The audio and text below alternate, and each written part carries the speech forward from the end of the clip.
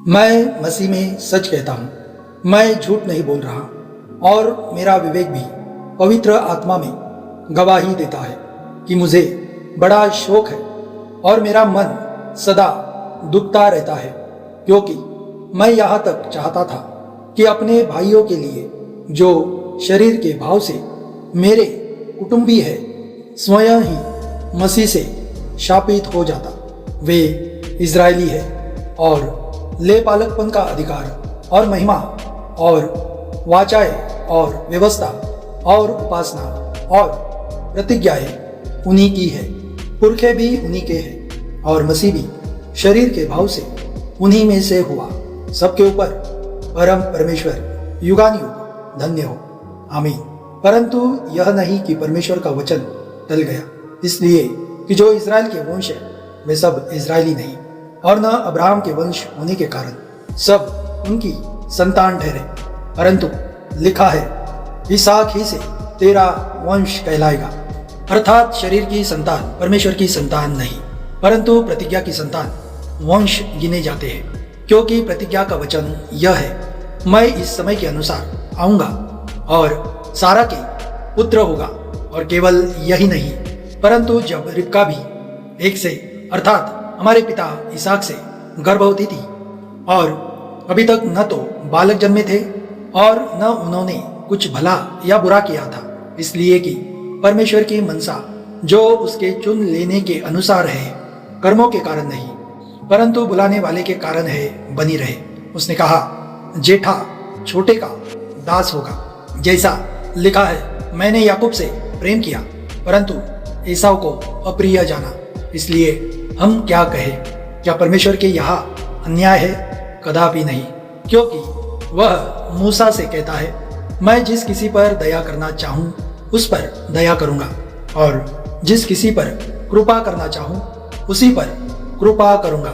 अत यह न तो चाहने वाले की न दौड़ने वाले की परंतु दया करने वाले परमेश्वर की बात है, क्योंकि पवित्र शास्त्र में फिरौन से कहा गया, मैंने तुझे इसीलिए खड़ा किया है कि तुझ में अपनी सामर्थ्य दिखाओ और मेरे नाम का प्रचार सारी पृथ्वी पर हो। इसलिए वह जिस पर चाहता है उस पर दया करता है और जिसे चाहता है उसे कठोर कर देता है। अत तू मुझसे कहेगा, वह फिर क्यों दोष लगाता है? कौन उसकी इच्छा का सामना करता है? हे मनुष्य, भला तू कौन है जो परमेश्वर का सामना करता है? क्या गढ़ी हुई वस्तु गढ़ने वाले से कह सकती है, तूने मुझे ऐसा क्यों बनाया है? क्या कुम्हार को मिट्टी पर अधिकार नहीं कि एक ही लोदे में से एक बर्तन आदर के लिए और दूसरे को अनादर के लिए बनाए? तो इसमें कौन सी आश्चर्य की बात है कि परमेश्वर ने अपना क्रोध दिखाने और अपनी सामर्थ्य प्रकट करने की इच्छा से क्रोध के बर्तनों को जो विनाश के लिए तैयार किए गए थे बड़े धीरज से सही, और दया के बर्तनों पर जिन्हें उसने महिमा के लिए पहले से तैयार किया, अपने महिमा के धन को प्रकट करने की इच्छा की। अर्थात हम पर जिन्हें उसने न केवल यहूदियों में से वरन अन्य जातियों में से भी बुलाया, जैसा वह होशे की पुस्तक में भी कहता है, जो मेरी प्रजा न थी उन्हें मैं अपनी प्रजा कहूँगा और जो प्रिय न थी उसे प्रिया कहूँगा। और ऐसा होगा कि जिस जगह में उनसे यह कहा गया था कि तुम मेरी प्रजा नहीं हो, उसी जगह वे जीविते परमेश्वर की संतान कहलाएंगे। और यशाया इज़राइल के विषय में पुकार कर कहता है, चाहे इज़राइली की संतानों की गिनती समुद्र के बालू के बराबर हो तो भी उनमें से थोड़े ही बचेंगे, क्योंकि प्रभु अपना वचन पृथ्वी पर पूरा करके धार्मिकता से शीघ्र उसे सिद्ध करेगा। जैसा यशायाह ने पहले भी कहा था, यदि सेनाओं का प्रभु हमारे लिए वंश न छोड़ता तो हम सदोम के समान हो जाते और अमोरा के सदृश ठहरते।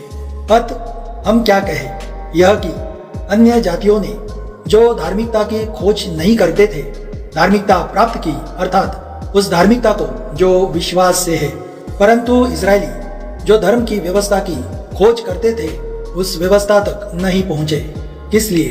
इसलिए कि वे विश्वास से नहीं परंतु मानव कर्मों से उसकी खोज करते थे। उन्होंने उस ठोकर के पत्थर पर ठोकर खाई, जैसा लिखा है, देखो मैं सियोन में एक ठेस लगने का पत्थर और ठोकर खाने की चट्टान रखता हूँ, और जो उस पर विश्वास करेगा वह लज्जित न होगा।